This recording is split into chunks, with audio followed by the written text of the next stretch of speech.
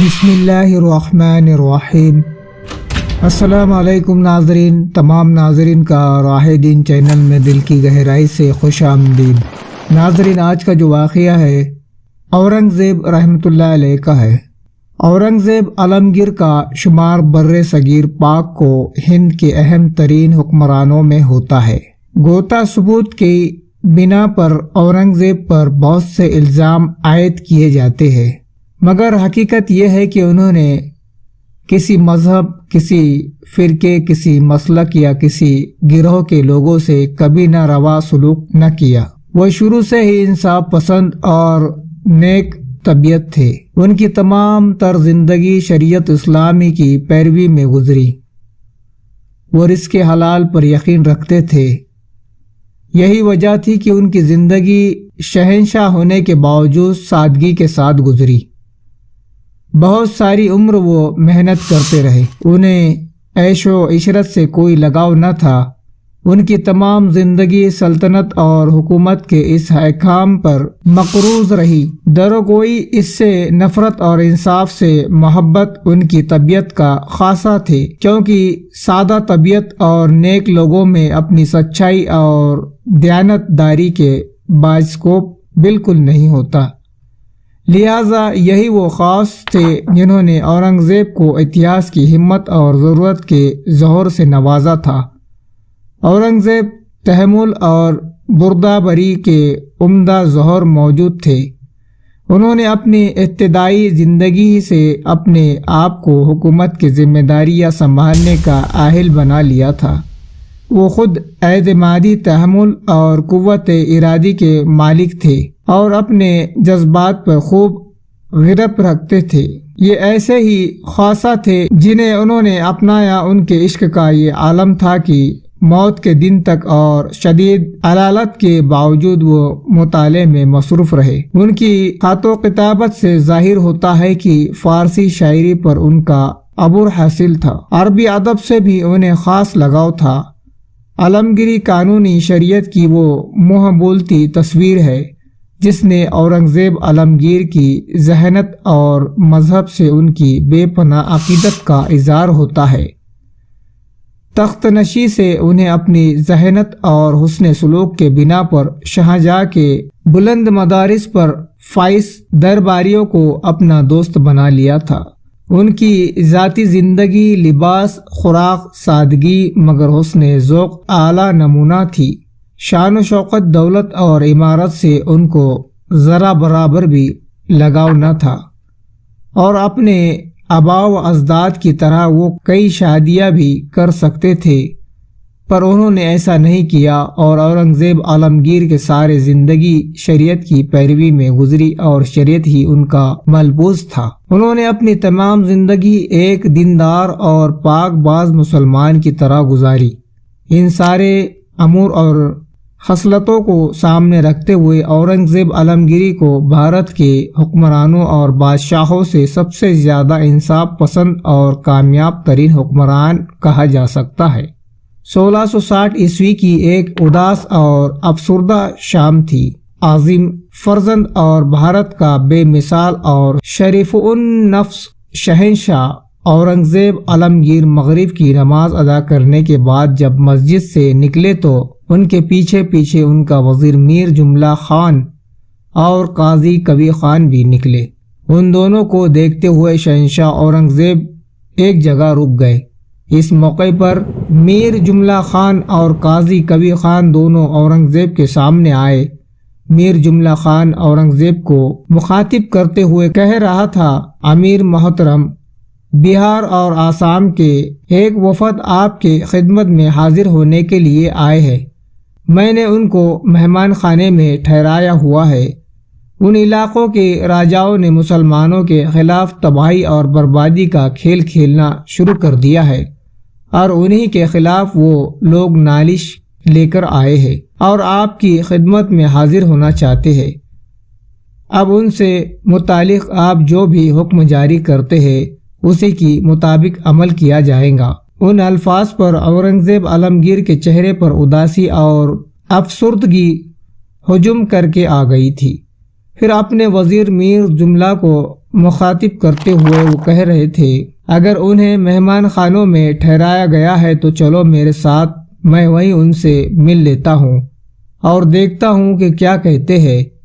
میر جملہ خان اور قاضی کبھی خان چپ چاپ ساتھ ہو لیے۔ شہنشاہ کے وہ سالار جنہوں نے اس وقت ان کے ساتھ مسجد میں نماز ادا کی تھی وہ بھی پیچھے پیچھے ہو لیے تھے۔ اس طرح اورنگزیب اپنے وزیروں، قاضی اور کچھ سالاروں کے ساتھ شاہی مہمان خانے میں داخل ہوئے۔ اسم اور بہار سے اپنے آنے والے وفد ارکان نے جب میر جملہ خان کے ساتھ دوسرے لوگوں کو آتے ہوئے دیکھے تو وہ ایک دم کھڑے ہو گئے۔ وہ اورنگزیب عالمگیر کو شکل سے تو نہیں پہچان سکتے تھے، لیکن جس طرح میر جملہ خان اور انتہائی احترام اور ارادت مندی کے ساتھ اورنگزیب کے پیچھے پیچھے چڑھ رہا تھا، اس سے انہوں نے اندازہ لگا لیا تھا کہ آنے والا ضرور شہنشاہ اورنگزیب ہی ہو سکتا ہے، اس لیے کہ وفد کو وہ ارکان میر جملہ خان کو پہچان لیتے تھے کہ وہ بھارت کا وزیر ہے۔ آگے بڑھ کر میر جملہ خان نے وفد کے اراکین سے شہنشاہ کا تعارف کروایا۔ تعارف کے بعد اورنگزیب عالمگیر نے بڑی نرمی اور بڑی شفقت کے ساتھ وفد کے اراکین کو بیٹھنے کے لیے کہا۔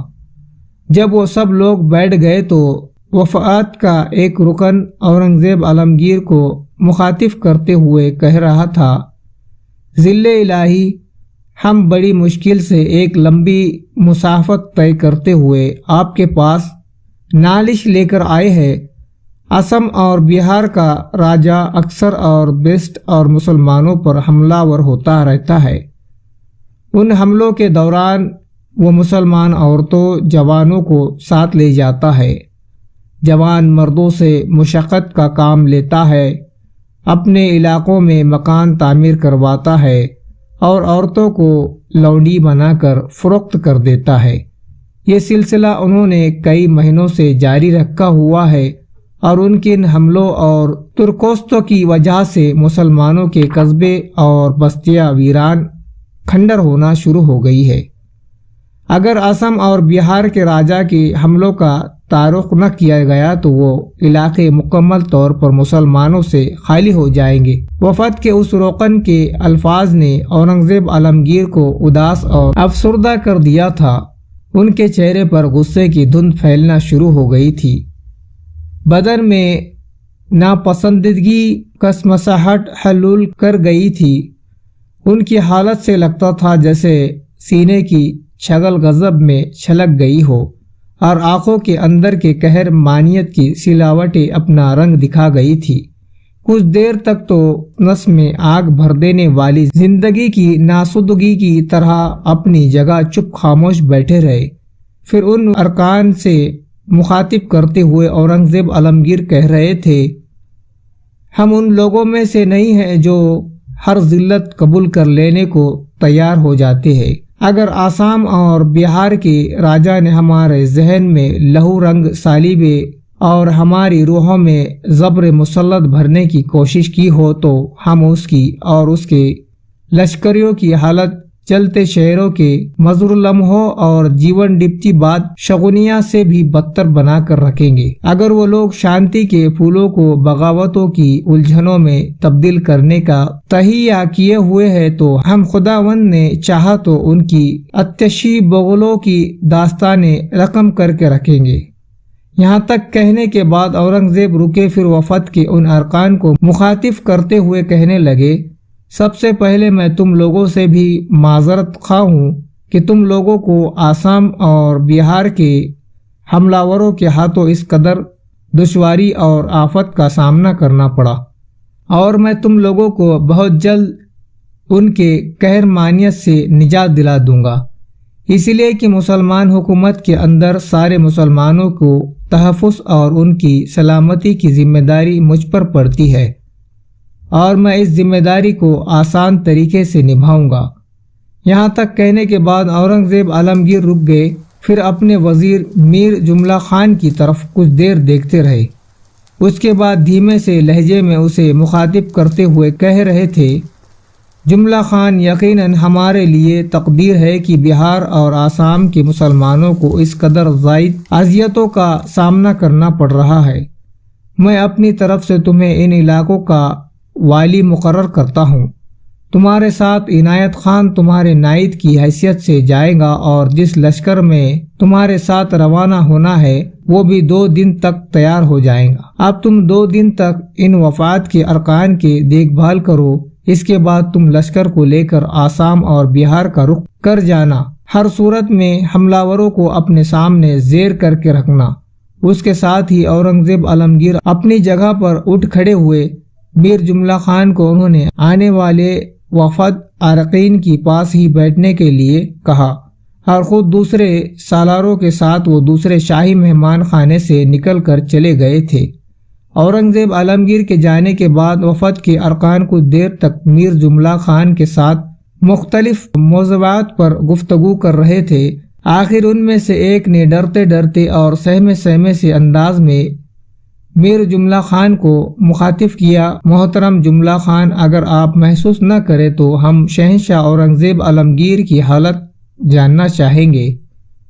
کچھ لوگ شہنشاہ پر الزام لگاتے ہیں کہ تخت و تاج کو حاصل کرنے کے لیے اس نے لوگوں پر حتیٰ کہ اپنے باپ پر بھی زیادتی کی۔ کیا ایسا ممکن نہیں ہے کہ آپ اس صورتحال کی وضاحت کریں تاکہ آنے والے دور میں اگر ان حالات پر ہم سے کوئی سوال کرے تو ہم ایسے لوگوں کے سوال کا تسلی بخش جواب دے سکیں؟ وہ وفد کے اس ارکان کے اس سوال پر میر جملہ خان تھوڑی دیر تک مسکراتا رہا، پھر کہنے لگا، اورنگزیب ایک درویش صفات انسان ہے، اپنے خرچ کے لیے شاہی خزانے سے 1 پائی تک نہیں لیتے، محنت مشقت کرتے ہیں، ٹوپیاں بناتے ہیں، کتابات کرنے کے بعد جو انہیں معاوضہ ملتا ہے اس پر ہی گزارا بسر کرتے ہیں، کیونکہ خود شریعت کی سختی سے پابندی کرتے ہیں اور لوگوں سے بھی ایسا ہی چاہتے ہیں۔ اس بنا پر کچھ لوگ ان سے غلط باتیں اور قصے کرنے لگے ہیں۔ بہرحال تمہاری تسلی اور تشفی کے لیے میں ان سارے حالات پر روشنی ڈالتا ہوں جن کے تحت اورنگزیب عالمگیر بھارت کے شہنشاہ بنے۔ یہاں تک کہنے کے بعد میر جملہ رکا، کچھ سوچا اور اس کے بعد وہ وفد کے ارکان کو مخاطب کرتے ہوئے کہہ رہا تھا، میرے عزیزو، اورنگزیب عالمگیر شاہجہاں کی ہر دل عزیز ملکہ ممتاز محل کے وطن سے ہے۔ شاہجہاں نے اسے اپنی طرف سے دکن والی مقرر کیا تھا، جبکہ اپنے بڑے بیٹے دارا شکو کو شاہجہاں نے اپنے پاس رکھا تھا، اور دارا شکو جو اورنگزیب عالمگیر کا بڑا بھائی تھا اسے چونکہ شاہجہاں نے اپنے پاس رکھا تھا اور شاہجہاں کے پاس رہ کر اورنگزیب عالمگیر کا بڑا بھائی کو ہمیشہ شاہجہاں کے کان اورنگزیب عالمگیر کے خلاف بھرا کرتا تھا، اسی لیے کہ دارالحکومت میں بہت سے لوگ ایسے تھے جو اورنگزیب عالمگیر کو پسند کرتے تھے اور چاہتے تھے کہ شاہجہاں کے بعد دارا شکو کی جگہ اورنگزیب عالمگیر بھارت کا شہنشاہ بنے۔ شاہجہاں اپنے بیٹوں میں سے دارا شکو کو زیادہ پسند کرتا تھا، ایسا اس لیے بھی کرتا تھا کہ دارا شکو اس کے پاس رہا کرتا تھا۔ اس بنا پر اس نے دارا شکو کو تخت و تاج کا وارث بھی نامزد کر دیا تھا۔ اورنگزیب عالمگیر نے بلا شبہ تخت مغلیہ کے بہت خدمت کی تھی، لیکن یہ حقیقت ہے کہ اسے ان کی خدمت کا مناسب صلہ نہ ملا۔ اس کے علاوہ دارا شکو کو شاہجہاں نے اچھے علاقے کا مالک بھی بنا رکھا تھا، ساتھ ہی اسے بہت سے عہدوں اور کتابات سے بھی نوازا گیا تھا۔ اورنگزیب اور دارا شکو کے درمیان اختلافات کی ایک بڑی وجہ مذہب کی عقائدیں تھی۔ اورنگزیب عالمگیر مسلمان 5 وقتہ نماز کا سختی سے پابند اور حضور صلی اللہ علیہ وسلم کی شریعت پر سختی کے ساتھ کاربند رہنے والے شخص تھے، جبکہ دارا شکو تصوف کی طرف رجحان رکھتا تھا۔ حضور صلی اللہ علیہ وسلم کی شریعت کی اس کی نگاہوں میں کوئی اہمیت نہ تھی، اور یہ کہ وہ ایک طرح سے بعض ہندوؤں میں بھی دلچسپی رکھتا تھا۔ یہاں تک کہنے کے بعد میر جملہ کو رک جانا پڑا۔ تو ناظرین، مجھے دیجیے اجازت، ملتے ہیں اگلے ویڈیو میں۔ السلام علیکم، اللہ حافظ۔ ہمارے چینل راہ دن کی کو سبسکرائب کریں اور بیل آئیکن ضرور دبائیں تاکہ آنے والی دوسری ویڈیو آپ کو مل سکے۔ شکریہ۔